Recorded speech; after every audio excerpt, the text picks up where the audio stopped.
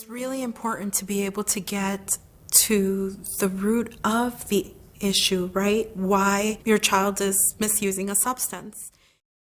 It overwhelms the individual. It essentially kind of takes the brain hostage. It's like God's angels massaging your whole body.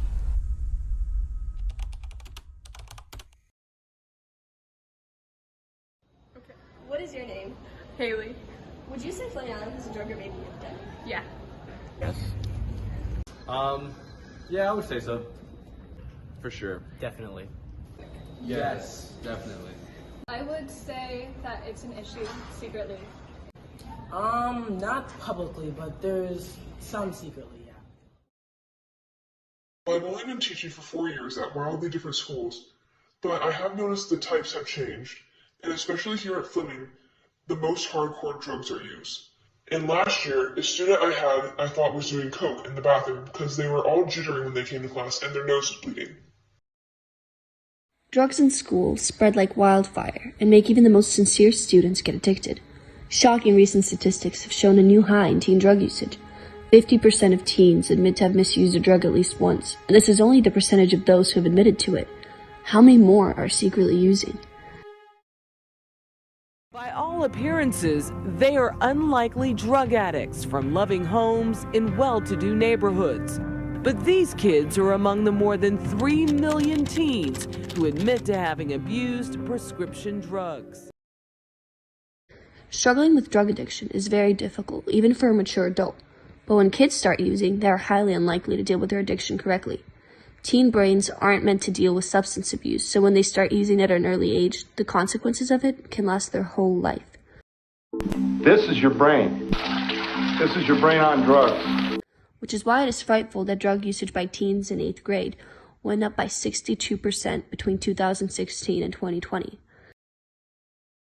When I worked in Duval County Middle School, I was gone one day, and then I came back to find a very nasty letter from a substitute. I went back to my classroom and there was stuff torn up everywhere. Papers on the ground and my desk. I went to look at the desk to see if anything was broken or missing, and when I walked over there was weed all over them. The next morning, I decided to call the cops up to my room, and they took the students out and talked to them. This school is not very well managed, and nothing ended up happening to them. I later asked them what they had been doing in my classroom, and they said they had been rolling blunts on their desk.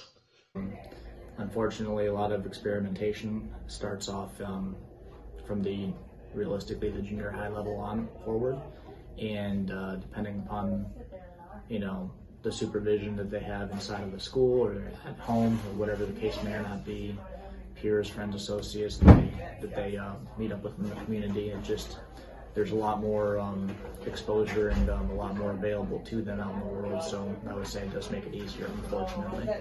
It is clear that these rates will only keep growing, as over 591,000 teens between the age of 12 and 17 have used a drug other than marijuana in the last month. This is an epidemic that will only get worse with time. Have you ever heard Fleming referred to as any particular nicknames? Yeah.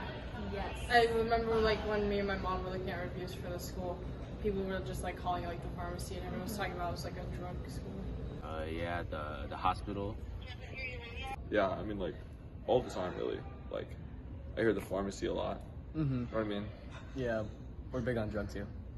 The pharmacy. Indeed, the pharmacy. I've heard the pharmacy a few times. Well, obviously the pharmacy, and then I swear to God, they're called the Golden Needles. How often have you been offered illegal substances by other students, if ever? Pretty often, once a week. Never. Quite a bit. Have you ever been peer pressured to do drugs? No. A little bit. Many kids will begin experimenting with drugs as early as middle school and slowly grow an addiction. Many do not worry about or even know the extreme effects that this usage has. Academics, physical health, and mental health can all be affected. First off, a decrease in grades, absences in after-school clubs and activities, and an increased chance of dropping out are all related to youth drug usage.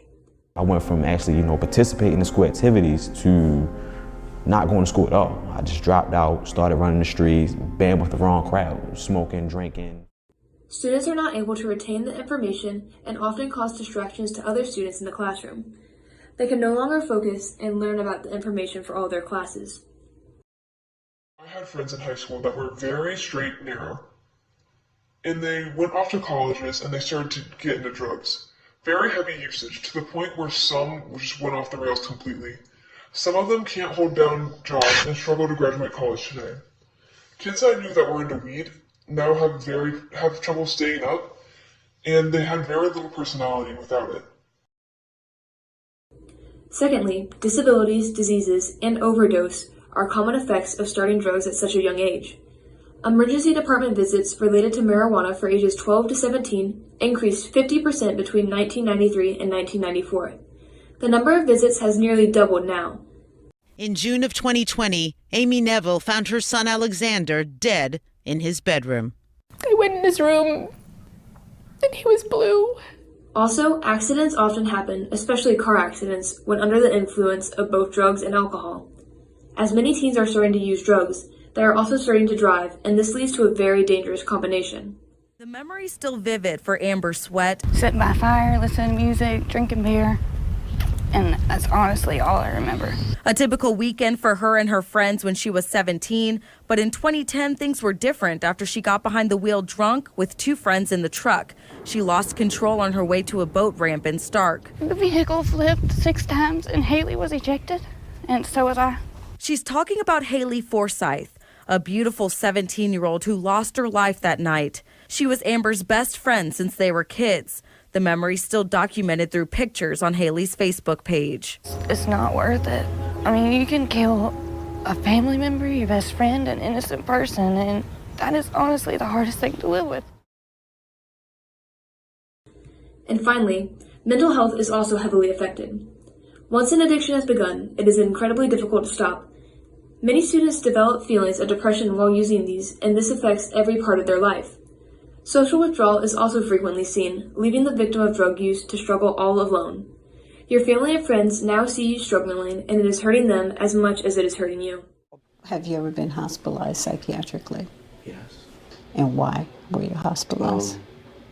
Overdose. Were you trying to kill yourself? Yes. Name and where did you go to school? My name is Jesse Foster. I went to Clay High School. How have you seen drugs affect a person? Drugs affecting a person. I had a friend of mine, his name was Cameron, in high school. Got really into drugs, and he ended up actually overdosing and dying. So it systematically destroyed his life and eventually ended it. Have you ever seen drugs have a direct impact on students? Yes, absolutely. Definitely mind-altering, state-altering, and those are the immediate effects that you see when we come into contact with a student who is under the influence of some kind of drug or narcotic.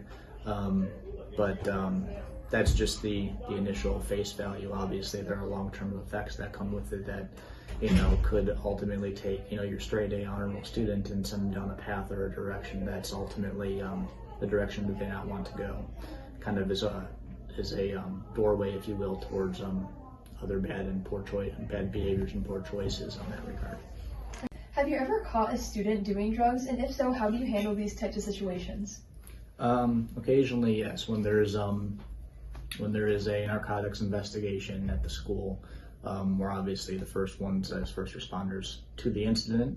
So typically speaking, yes, any drug-related, alcohol-related types of calls for service at any one of the schools we're assigned to, we respond to those accordingly, yeah. Although there is no definite solution to stopping the use of drugs at a young age, there are a few steps that can be taken to help prevent the issue and bring an overall awareness to the struggle. Talking about this epidemic is one way to help prevent it. How to deal with peer pressure and both the long-term and the short-term effects that drugs can cause need to be discussed. Bringing this topic into the light is the first step in being able to reach out and help so many people. First off, knowing about parties where drugs may be present and providing consequences for going to them help prevent the temptation to go there and do them in the first place. Also, knowing if your friends are truly a good group of people to be around, and if they're providing a good influence on you. If they are not, you may need to consider finding a group of people that do truly care about you. Having a good influence is very important, but so is having a good support system. Your family and friends care about you deeply and are willing to help you. Do know that they are always there if you're struggling and need help.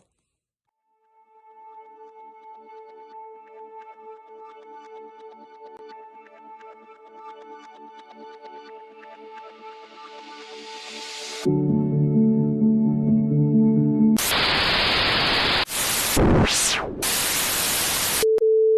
you ever been peer pressured? I have not been peer pressured into using drugs. However, when I was in college, I had an acquaintance who just kind of came up to me on the spot and asked me to pee in a cup for him because he was using drugs. And unfortunately, I would like to say that I didn't do it, but I was so taken off guard by the request that I did. And apparently he had a clean urine sample because I do not take drugs, nor have I ever taken drugs.